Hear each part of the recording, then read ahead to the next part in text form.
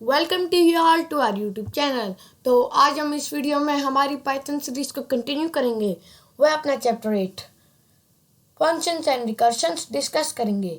इस चैप्टर को डिस्कस करने से पहले मैं आप सबसे रिक्वेस्ट करना चाहूँगा कि हमारे चैनल को ज़रूर सब्सक्राइब करें ताकि आप ऐसी इंफॉर्मेटिव वीडियोस सबसे पहले देख सकें।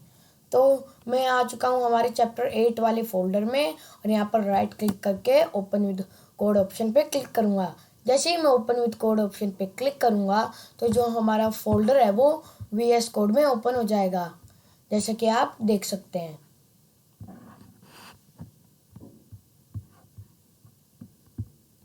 देखिए अभी ये थोड़ा सा टाइम ले रहा है चैप्टर 8 की PDF को ओपन करने के लिए। देखिए यहाँ पर हमारे चैप्टर 8 की PDF ओपन हो गई है। हमारे चैप्टर 8 का नाम फंक्शंस एंड रिकर्शंस है। फंक्शंस एक बड़ा ही इंटरेस्टिंग टॉपिक है, ये मैथमेटिक्स में भी आता है। चलिए अब हम हमारे चैप्टर को डिस्कस करते हैं। Chapter 8 Functions and Recursions. A function is a group of statements performing a specific task. When a program gets bigger in size and its complexity grows, it gets difficult for a programmer to keep track on which piece of code is doing what. A function can be reused by the programmer in a given program number of times. देखिए इस line का मतलब क्या है। Function एक group होता है statement का जो कि परफॉर्म करता है कुछ स्पेसिफाइड टास्क मतलब कुछ स्पेसिफिक टास्क। जब प्रोग्राम बड़ा हो जाता है तो हम फंक्शंस का यूज़ करते हैं। देखिए हम जब प्रोग्राम बड़ा हो जाता है इस लाइन का भी मतलब इस रियल लाइफ एग्जांपल के साथ देखते हैं। मैं यहाँ पर एक फाइल बना लूँगा function_1.py। यहाँ पर दो लिस्ट बना लूँगा।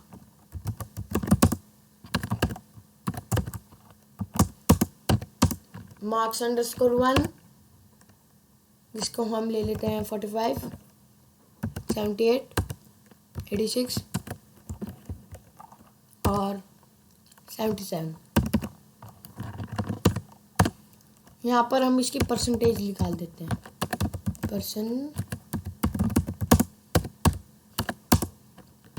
Percentage 1 is equal to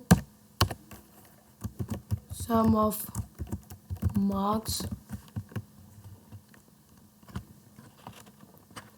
upon 4 into 100। और यहाँ पर एक और नई लिस्ट बना लेते हैं marks_2 is equal to 75, 98, 88 and 78। Percentage 2 को हम ले लेते हैं सम ऑफ marks_2 by 4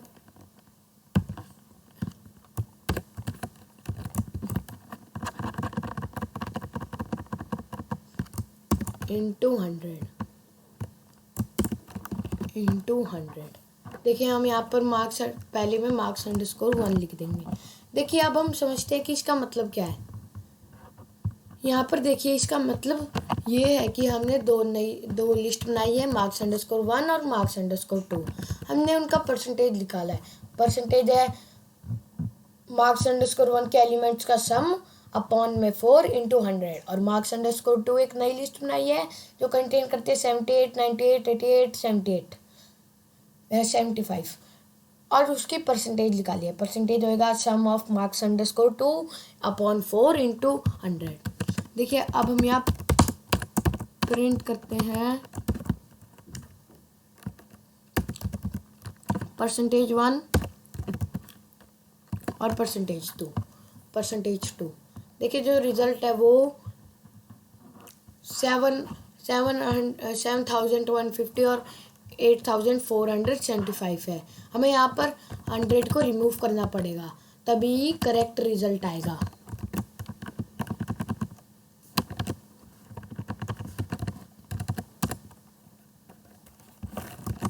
देखिए अगर हम अभी हमारी फाइल को रन करेंगे तो जो रिज़ल्ट है वो 71.5 और 84.7 is our correct result, as you can see. देखिए यहाँ पर हमने बड़ा कोड लिखा। इस कोड को एक तरह से शॉर्ट करने के लिए हम यहाँ पर फंक्शंस का यूज़ करेंगे। देखिए सबसे पहले हम फंक्शन के सिंटैक्स को देख लेते हैं। The syntax of a function look like def func1 print hello. Syntax of the function looks like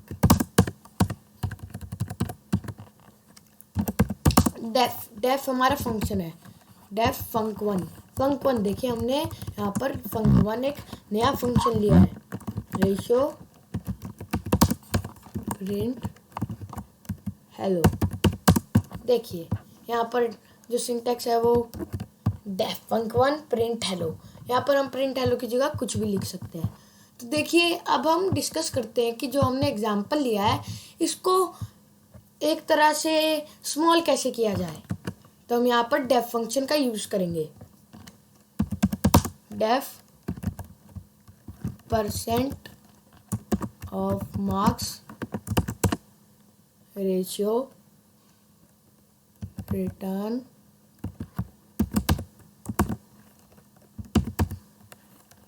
sum of marks upon 4। यहाँ पर हम मार्क्स एक नई लिस्ट बनाते हैं और जो हमने पहले एग्जाम्पल लिया था इसको हम कमेंट आउट कर देते हैं। देखिए मार्क्स को हम लिस्ट बनाते हैं, मार्क्स इज इक्वल्स टू 45, 78, 86 और 77। और यहाँ पर परसेंटेज को भी एक नई लिस्ट में डालते हैं क्योंकि हमें परसेंटेज ही निकालनी है। परसेंटेज को हम लिख लेते हैं परसेंट ऑफ मार्क्स। देखिए यहाँ पर हम अब इसका मीनिंग अंडरस्टैंड करते हैं। देखिए डेफ परसेंट ऑफ मार्क्स, देखिए परसेंट ऑफ मार्क्स हमने परसेंटेज ऑफ मार्क्स की शॉर्टकट मतलब एक तरह से इसकी शॉर्ट फॉर्म। फिर हम रिटर्न फंक्शन का यूज़ करेंगे। देखिए रिटर्न मतलब एक टाइप से प्रिंट फंक्शन की जगह हम यहाँ रिटर्न फंक्शन का यूज़ करेंगे। सम ऑफ मार्क्स बाय 4। देखिए जो formula some of marks by 4 जो है ये परसेंटेज का फॉर्मूला है। फिर हमने मार्क्स बना ली एक लिस्ट। अगर हम मार्क्स नहीं बनाएंगे तो हमारे रिजल्ट विल बी नथिंग, क्योंकि हमने जिसका हमें परसेंटेज निकालना है वही नहीं दिया पाइथन को। फिर हमने परसेंटेज को ले लिया परसेंट ऑफ मार्क्स। अगर हम अभी हमारी फाइल को रन करेंगे तो जो रिजल्ट है वो 71 पॉइंट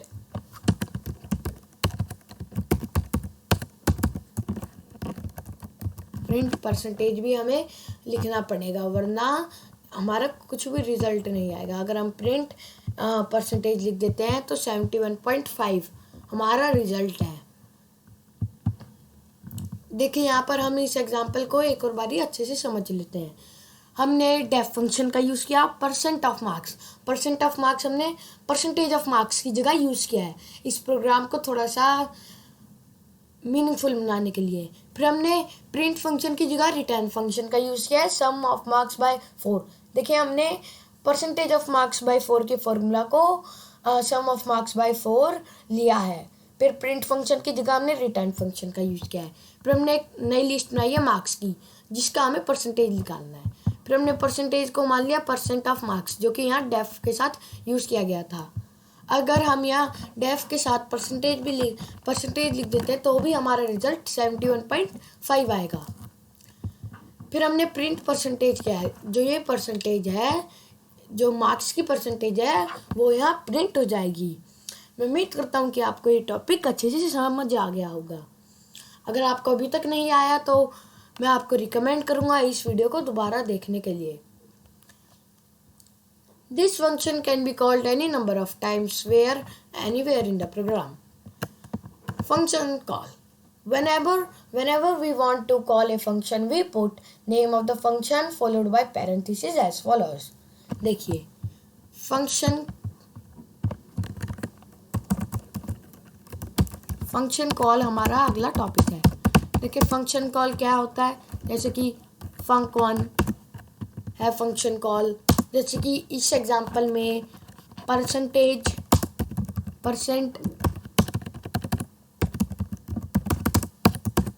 ऑफ मार्क्स है हमारा फंक्शन कॉल। तो फंक्शन कॉल फंक्शन का नाम होता है।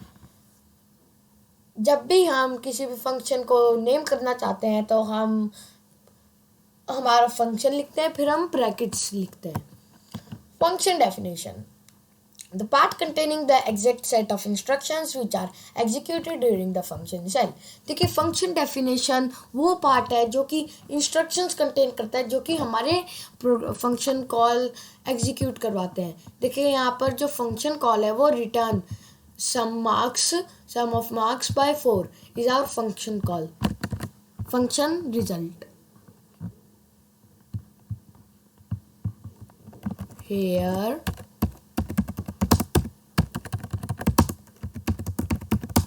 in this definition, function definition is return sum of marks upon 4। देखिए यहाँ पर फंक्शन डेफिनेशन है return sum of marks by 4।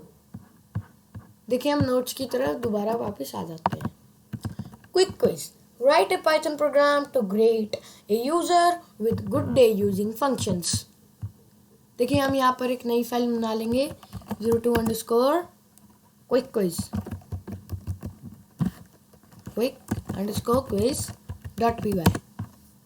और हम यहाँ एक बारी दोबारा अच्छे से हमारे क्वेश्चन को समझ लेते हैं। Write a Python program to greet a user with good morning using functions. देखिए हमें डेफ फंक्शन की मदद से किसी भी यूजर को ग्रीट करना है गुड डे।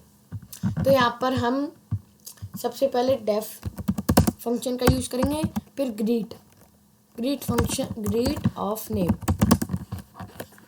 रेशियो। देखिए यहाँ पर जो ग्रीट ऑफ नेम है ये है function call.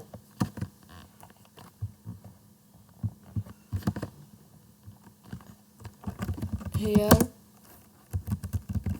greet of name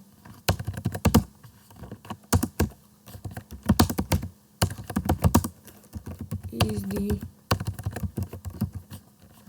function call। यहाँ पर greet of name function call है। फिर हम प्रिंट करेंगे गुड डे प्लस नेम, जैसे कि हमारे क्वेश्चन में दिया गया था। फिर हम यहाँ ग्रीट लिख के इन्वर्टेड कॉमास में हमारा नाम लिख देंगे। जैसे कि हमें इशू को ग्रीट करना है गुड डे, तो हम गुड डे लिखकर डेफ फंक्शन का यूज़ कर print good debt plus name लिख देंगे। फिर हम ग्रीट इशू लिख देंगे। देखिए यहाँ पर हम इशू की जगह कुछ भी लिख सकते हैं। अगर हम यहाँ स्पेस छोड़ देते हैं तो डे और इशू के बीच में भी स्पेस हो जाएगा, जैसे कि आप देख सकते हैं। तो इस प्रकार हमने हमारे क्विक क्विज को सॉल्व किया। एक और बारी हम अच्छे से इसको डिस्कस कर लेते हैं। क्वेश्चन था write a Python program to greet a user with good day using functions. हमें किसी भी यूजर को ग्रीट करना था गुड डे फंक्शंस के साथ। तो हम यहाँ डेफ ग्रीट नेम लेंगे, जो यहाँ पर ग्रीट नेम है ये फंक्शन कॉल है। तो फिर हम प्रिंट करेंगे गुड डे प्लस नेम। देखिए हम यहाँ नेम को कुछ भी ले सकते हैं। तो फिर हम ग्रीट इशू लिख देंगे। देखिए ग्रीट इशू को लिखने के बाद गुड डे जो ये नेम है, नेम की जगह इशू रिप्लेस हो जाएगा।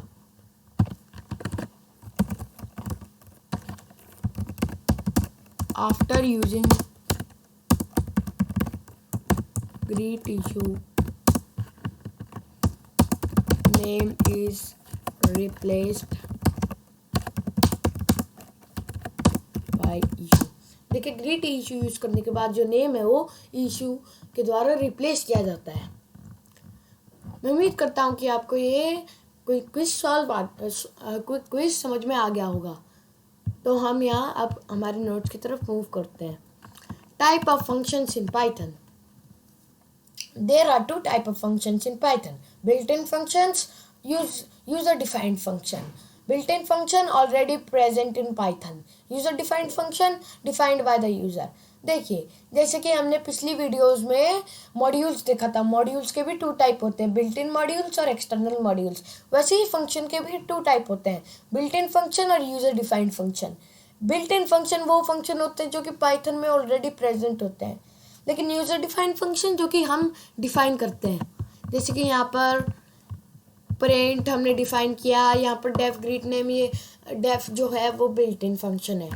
Example of built in function include lane, print, range. देखिए, हमने पिछली वीडियोस में रेंज और लेन का डिस्कस किया था. अगर आपने अभी तक वो वीडियोस नहीं देखी है तो मैं आपको पहले रिकमेंड करूँगा कि उन वीडियोस को पहले देखें. बिल्ट इन फंक्शन के एग्जाम्पल है len, print, range. The func1 function we define is an example of user defined function. देखिए, यहाँ पर greet name user defined function है जो कि हमने क्विक क्विज में लिया था. Function with arguments. A function can accept some values it can work with. We can put these values in the parentheses. A function can also return values as shown below. Def greet name ratio gr is equals to hello plus name, return gr. देखिए, हम इस example को भी practically देखते हैं. हम यहाँ एक नई फाइल बना लेते हैं, फंक्शन विद आर्ग्यूमेंट्स .py. और अब यहाँ हम इस एग्जाम्पल को देखते हैं. Def greet name gr is equals to hello plus name, return gr.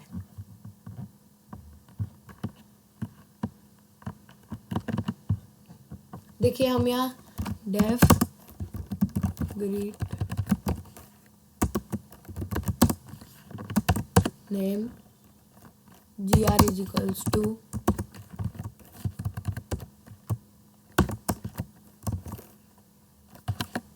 हम यहाँ हेलो ब्रो लिख देते हैं प्लस नेम. और यहाँ पर हमने ए को ग्रीट मान दिया है. ए को, जैसे कि हमने पिछले एग्जाम्पल में ग्रीट डायरेक्टली ग्रीट लिख दिया, इस एग्जाम्पल में हम ग्रीट को एक वेरिएबल मानेंगे. तो यहाँ पर ए को डिफाइन करने से पहले हम यहाँ रिटर्न जीआर लिखेंगे, जैसे कि हमने अभी डिस्कस किया था. कि वैसे तो हम यहाँ पर प्रिंट फंक्शन का यूज़ करते हैं अगर हम फंक्शंस का नहीं यूज़ करेंगे, लेकिन अगर हम डेफ फंक्शन का यूज़ करेंगे तो हम प्रिंट की जगह रिटर्न लिखते हैं. तो हम यहाँ पर ए को मान लेते हैं ग्रेट लक्षित. और अगर हम इस फाइल को रन करेंगे तो जो हमारा रिजल्ट है वो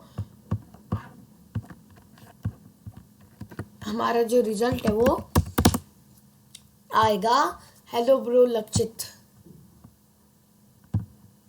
मैं उम्मीद करता हूं कि आपको फंक्शन विद आर्ग्यूमेंट समझ में आ गया होगा. Default parameter value. We can have a value as default argument in function. If we specify name is equals to stranger in the line containing def, the value is used when no argument is passed. देखिए, यहाँ पर इसका मतलब क्या है. We can have a value as default argument in function. हम किसी भी वैल्यू को डिफॉल्ट आर्ग्यूमेंट की तरह से ले सकते हैं, जैसे कि हमने अभी आर्ग्यूमेंट को डिस्कस किया था. आर्ग्यूमेंट में हम प्रिंट करने के लिए, जैसे कि हमने यहाँ ग्रीट करने के लिए हमने यहाँ एक नया वेरिएबल लिया, वैसे ही हम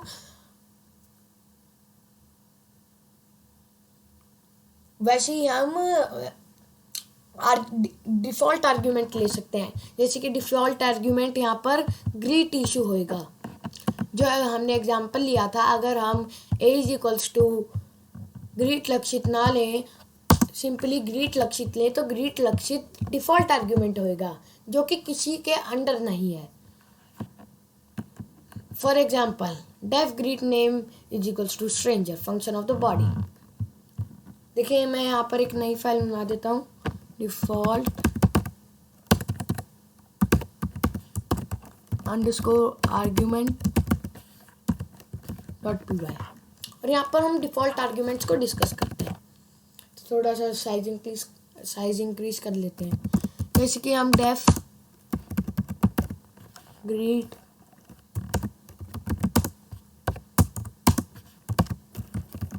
name is equals to stranger ले। नेम जो है वो स्ट्रेंजर है।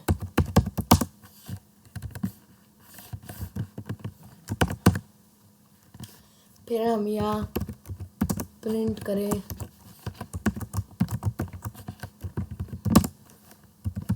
Good debt plus name. देखिए अगर हम जैसे कि हमने पिछले एग्जांपल्स में हमें नेम को पहले डिफाइन करना पड़ता था, लेकिन अभी हम नेम को डिफाइन नहीं करेंगे क्योंकि हमने डेफ फंक्शन के साथ ही नेम को डिफाइन कर दिया। तो जो रिजल्ट है वो गुड डे प्लस स्ट्रेंजर आएगा। हम यहाँ पर एक और एग्जांपल ले लेते हैं, ग्रीट इशू। तो ये दोनों को ग्रीट करेगा, पहले स्ट्रेंजर को फिर इशू को। तो जो हमारा रिजल्ट है वो आएगा good debt plus good day stranger और गुड डे इशू। मैं उम्मीद करता हूँ कि आपको डिफ़ॉल्ट आर्ग्यूमेंट समझ में आ गया होगा। एक बार ये हम दोबारा इसको अच्छे से डिस्कस कर लेते हैं। देखिए def greet name is equals to stranger. देखिए हमने यहाँ पर पहले से ही डेफ फंक्शन के साथ नेम को डिफाइन कर दिया है, इसलिए हमें दोबारा इस नेम को डिफाइन करने की ज़रूरत नहीं होगी। Recursion. Recursion is a function which calls itself. It is used to directly use a mathematical formula as a function. For example, factorial n is equals to n into factorial n minus 1. देखिए जो ये recursion है ये एक तरह से reverse है। जैसे कि 2 का जो रिवर्स है वो होएगा 2 इनवर्स, वैसे ही रिकर्शन खुद ही का रिवर्स होता है। जैसे कि फैक्टोरियल n की value n into factorial n minus 1 होएगी अगर हम रिकर्शन का यूज़ करेंगे। लेकिन एक्चुअल में फैक्टोरियल n की value 1 into 2 into 3 into 2n, मतलब 1 into 2 into 3 into infinity into n। लेकिन यहाँ पर रिकर्शन के अकॉर्डिंग अगर हम इसको रिवर्स कर देते हैं तो वैल्यू आएगी n into factorial n minus 1। The function can be defined as follows. Def factorial n if I is equals to 0 or I is equals to 1 return 1, else return n into factorial n minus 1। देखिए यहाँ पर हम इसका पहले मतलब समझ लेते हैं। देखिए कुछ 2 कंडीशंस है जहाँ पर जो फैक्टोरियल है नंबर का वो 1 आता है। एक तो 0 जो कि पहले से ही डिफाइंड है, एक 1। देखिए जो 1 का फैक्टोरियल है 1 इसलिए आता है क्योंकि 1 इंटू 1 से हम यहाँ पर फैक्टोरियल में 0 को इंक्लूड नहीं करते हैं। अगर हम यहाँ फैक्टोरियल में 0 को भी इंक्लूड करें तो जो हमारा रिजल्ट है वो हर नंबर का जो फैक्टोरियल है वो हर नंबर का 0 ही आएगा, क्योंकि आखिरी में जितनी भी बड़ी वैल्यू हो अगर हम उसको 0 से मल्टीप्लाई करेंगे तो आंसर 0 ही आएगा। तो मैं यहाँ पर एक नई फाइल बना देता हूँ, factorial.py, और यहाँ पर सबसे पहले फैक्टोरियल को डिस्कस करते हैं। जैसे कि n factorial is equals to n factorial की वैल्यू आएगी 1 इंटू 2 इंटू 3 इंटू 4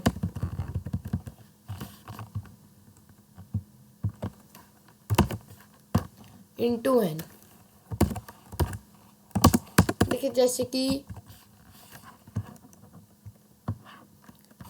हम यहाँ पर 2 फैक्टोरियल ले लेते हैं। 2 फैक्टोरियल की वैल्यू 1 इंटू 2 आएगी जो कि है 2। जैसे कि 3 फैक्टोरियल की value 3 factorial is equals to 1 into 2 1 into 2 into 3 आएगी, जो कि है 6। देखिए फैक्टोरियल ये होता है। फैक्टोरियल बेसिकली एक मैथमेटिक्स का टॉपिक है। यहाँ पर पाइथन में फैक्टोरियल निकालने के लिए हम सबसे पहले n की वैल्यू लेंगे। For I in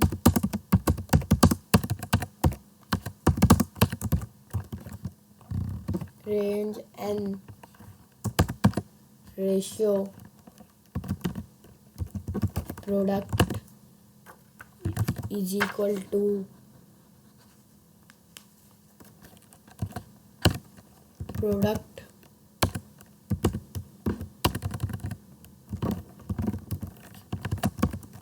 into I plus 1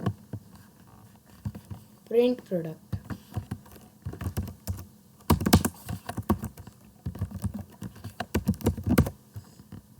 देखिए सबसे पहले हम इसका मीनिंग समझ लेते हैं। देखिए हमने n को लिया, जिसकी n को एक वेरिएबल माना जिसकी वैल्यू 4 है। फिर हमने for I in range n लिखा, मतलब i बस n तक ही रहेगा, मतलब i बस 4 तक ही रहेगा क्योंकि यहाँ पर n की वैल्यू 4 है। फिर हमने फैक्टोरियल लिया इसका, फैक्टोरियल की जो वैल्यू है वो आएगी प्रोडक्ट इंटू आई प्लस 1। देखिए प्रोडक्ट इंटू आई प्लस 1 का मतलब क्या है? प्रोडक्ट इंटू आई प्लस 1 मतलब 1 इंटू 2 इंटू 3 इंटू 4, ये है प्रोडक्ट इंटू आई प्लस 1। फिर हमने प्रिंट किया प्रोडक्ट, जो हमारा फैक्टोरियल है। अगर हम इस फाइल को रन करेंगे तो जो हमारा रिजल्ट है वो 4 का फैक्टोरियल आएगा। देखिए हम इतने बड़े कोड को लिखने की बजाय एक छोटा सा कोड लिख सकते हैं, जैसे कि def factorial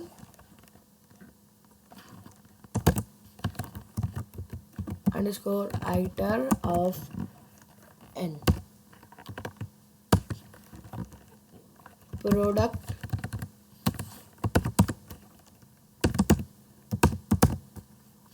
is equal to 1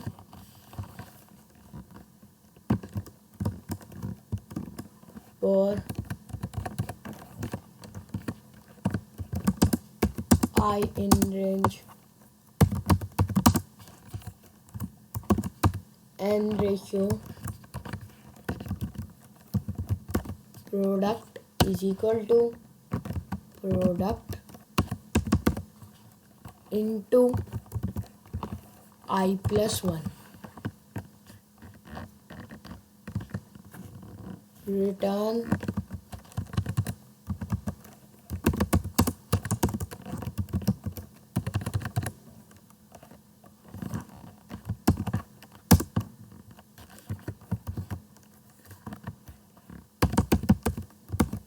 देखिए अब यहाँ हम सबसे पहले इसका मतलब समझ लेते हैं। यहाँ पर हमने फैक्टोरियल निकालने के लिए डेफ फैक्टोरियल अंडरस्कोर राइटर का यूज़ किया। फिर हमने प्रोडक्ट को 1 मान लिया। 1 मानने के बाद हमने प्रोडक्ट को रिटर्न किया। फिर हमने for I in range n का यूज़ किया। फिर product is equals to product into I plus 1, मतलब factorial is equals to number into number plus 1। यहाँ पर हमने इसका यूज़ किया। तो हम यहाँ पर अगर n इज इक्वल्स टू 2 ले लेते हैं तो हमारा रिजल्ट भी 2 आएगा। मैं उम्मीद करता हूँ कि आपको ये फैक्टोरियल टॉपिक अच्छे से समझ आ गया होगा। इसी प्रकार हमने हमारे चैप्टर को डिस्कस किया। एक बार हम एक इम्पॉर्टेंट टॉपिक समझ लेते हैं, एक important note. The programmer needs to be extremely careful while working with recursion to ensure that the function does not infinitely keep calling itself। देखिए रिकर्शन को यूज़ करते वक्त आपको बड़े ही केयरफुल रहना है, क्योंकि रिकर्शन अगर हमने कुछ गलत कोड लिख दिया तो जो रिकर्शन है वो बार बार रिपीट होता रहेगा, ये कभी भी एंड नहीं होएगा। तो हम हमारे अब चैप्टर 8 के प्रैक्टिस सेट को डिस्कस करते हैं। Chapter 8 Practice Set। Write a program using function to find greatest of 3 numbers। तो यहाँ पर एक नई फाइल बना देते हैं 01_pr.py और यहाँ पर सबसे पहले क्वेश्चन का मतलब समझ लेते हैं। हमें एक प्रोग्राम लिखना है फंक्शंस के यूज से प्रिंट करने के लिए 3 नंबर का ग्रेटेस्ट निकालने के लिए, 3 नंबर में से ग्रेटेस्ट निकालने के लिए। तो यहाँ पर हम def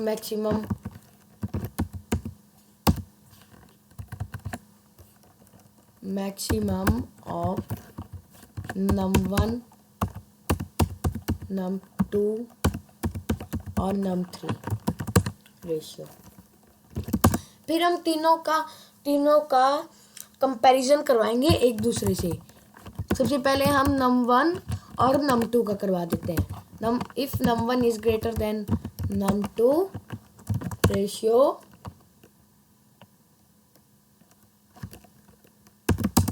if num1 is greater than num3। देखिए पहले हम तीनों नंबर्स के साथ नंबर 1 का कंपैरिजन करवाएंगे। Ratio return num1। देखिए जो ये हम एग्जांपल ले रहे हैं ये बेसिकली जैसे कि क्रिकेट मैच जैसा है। जैसे कि क्रिकेट मैच में सेमीफाइनल्स फाइनल होते हैं, वैसे ही यहाँ पर है।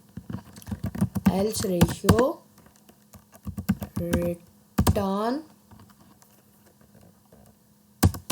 num3। देखिए यहाँ पर अगर कोई भी कंडीशन सेटिस्फाई नहीं होगी, जो यहाँ पर हमने कोड लिखा, अगर यहाँ पर कोई भी कंडीशन सेटिस्फाई नहीं होगी तो ये num3 को रिटर्न करेगा। एल्स देखिए हमने यहाँ num1 का पहले सभी के साथ कंपैरिजन करवाया, फिर num3 का। अब हम num2 और num3 का दोनों का आपस में कंपैरिजन करवाएंगे। num2 is greater than num3 ratio return num2।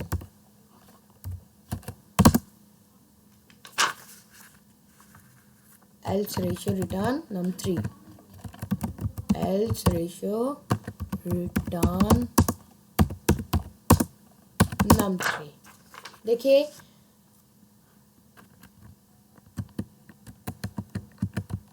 हम यहाँ पर m को ले लेते हैं, मैक्सिमम ऑफ 3। m को एक नया वेरिएबल मान लेते हैं जो कि होएगा maximum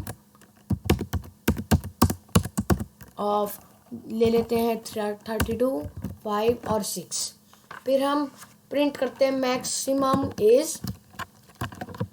is string of m print.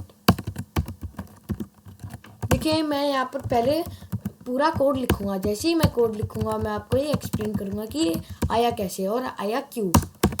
Is string maximum is string of m। देखिए अब यहाँ पर इसका मतलब समझ लेते हैं। सबसे पहले तो मैं राइट क्लिक करके फॉर्मेट डॉक्यूमेंट पर क्लिक करूँगा। जैसे ही मैं फॉर्मेट डॉक्यूमेंट पर क्लिक करूँगा तो जो हमारा डॉक्यूमेंट है वो एक तरह से फॉर्मेट हो जाएगा। फॉर्मेट मतलब अच्छे से लेबल्ड हो जाएगा। देखिए सबसे पहले जो क्वेश्चन में दे रखा था वो था 3 नंबर में से मैक्सिमम निकालना। सबसे पहले हम डेफ मैक्सिमम का यूज़ करेंगे, फिर हम तीनों नंबर्स लिख देंगे num1 num2 num3। सबसे पहले हम num1 का दोनों num2 और num3 से कंपैरिजन करवाएंगे। अगर num1 num2 से ग्रेटर है और अगर num1 num3 से ग्रेटर है तो ये रिटर्न करेगा num1। तो जो मैक्सिमम नंबर है वो num1 आएगा, वरना ये रिटर्न करेगा num3। देखिए हमने num1 का कंपैरिजन करवा दिया, फिर हम num2 और num3 का कंपैरिजन करवाएंगे। अगर num2 num3 से ग्रेटर है तो रिटर्न करेगा num2, वरना ये रिटर्न करेगा num3। फिर हमने 3 नंबर्स ले लिए, जो कि हमने फंक्शन लिया है m is equals to maximum of 32, 5 और 6। देखिए फिर हमने print maximum is string of m का यूज़ किया है। यहाँ पर हमने स्ट्रिंग ऑफ m का इसलिए यूज़ किया है क्योंकि ये m के जो स्ट्रिंग है उसको रिटर्न करेगा। अगर हम इस कोड को रन करते हैं तो जो हमारी स्टेटमेंट है वो आएगी मैक्सिमम इज 32। अगर हम यहाँ पर मैक्सिमम num2 को मान लेते हैं जैसे कि 59, तो जो स्टेटमेंट आएगी वो आएगी मैक्सिमम इज 59। जैसे कि आप देख सकते हैं। अगर हम यहाँ पर 68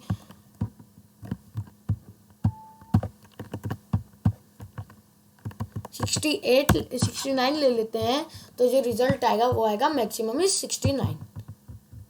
देखिए जैसे कि आप देख सकते हैं। मैं उम्मीद करता हूँ कि आपको ये क्वेश्चन 1 समझ में आया होगा। अब हम क्वेश्चन 2 को देखते हैं।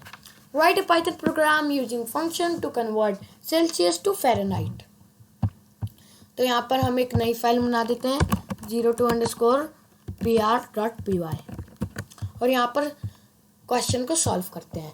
देखिए यहाँ पर हम डेफ फ़ारेनहाइट को FARH इसकी शॉर्ट फॉर्म में लिख देंगे, Fahrenheit of Celsius ratio return, और हम यहाँ पर फ़ारेनहाइट टू सेल्सियस का फॉर्मूला लिख देंगे जो कि होता है सेल्सियस इंटू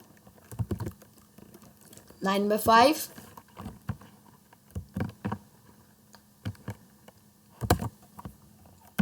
प्लस 32। ये होता है फ़ारेनहाइट से लेकर Celsius, Fahrenheit converting to Celsius का फॉर्मूला। देखिए फ़ारेनहाइट और सेल्सियस दोनों, जो फ़ारेनहाइट और सेल्सियस हैं वो टेम्परेचर को मेजर करने की यूनिट्स हैं। जैसे कि C = 45, F = Fahrenheit of C।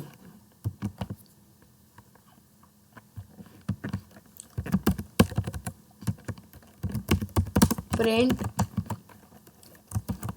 Fahrenheit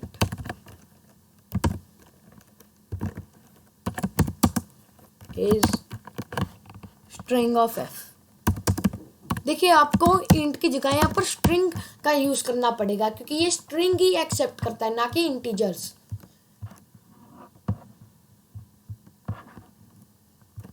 हम यहाँ पर C लिख देते हैं, सेल्सियस की जगह हम यहाँ C लिख देते हैं। C = 45 return F of C। देखिए अगर अब हम इस फाइल को रन करेंगे तो फ़ारेनहाइट की वैल्यू आ गई जो कि 113.0 है। देखिए यहाँ पर हम एक और बारी इस क्वेश्चन को अच्छे से समझ लेते हैं और इसके सोल्यूशन को भी समझ लेते हैं।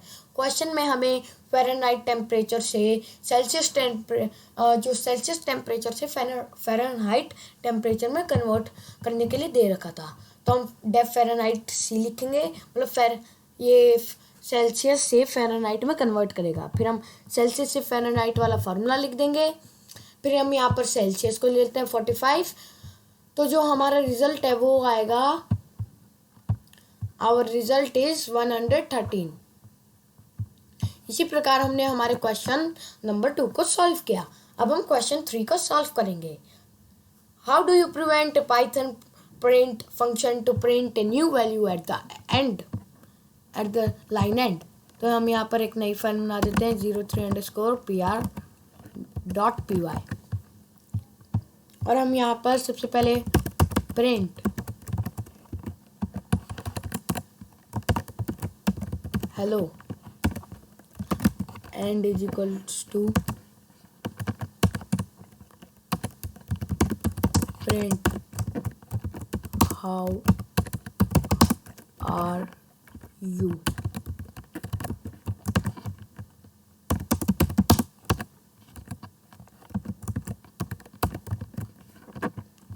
देखिए यहाँ पर हम सबसे पहले मतलब समझ लेते हैं। Print hello how are you, print hello end is equals to double inverted commas, print how are you end is equals to double inverted commas. देखिए हमने यहाँ पर सबसे पहले हम इसका रिजल्ट देख लेते हैं, हेलो हाउ आर यू। देखिए हम दोनों प्रिंट फंक्शन को एक साथ, अगर हमें दोनों प्रिंट फंक्शन को एक साथ लाना है, दोनों प्रिंट फंक्शन की जो वैल्यूज हैं अगर उनको एक साथ लाना है तो हम एंड का यूज़ करते हैं। तो इसी प्रकार हमने हमारे चैप्टर 8 को डिस्कस किया। अगली वीडियो में हम एक प्रोजेक्ट स्नेक वाटर गेम बनाएंगे। थैंक्स।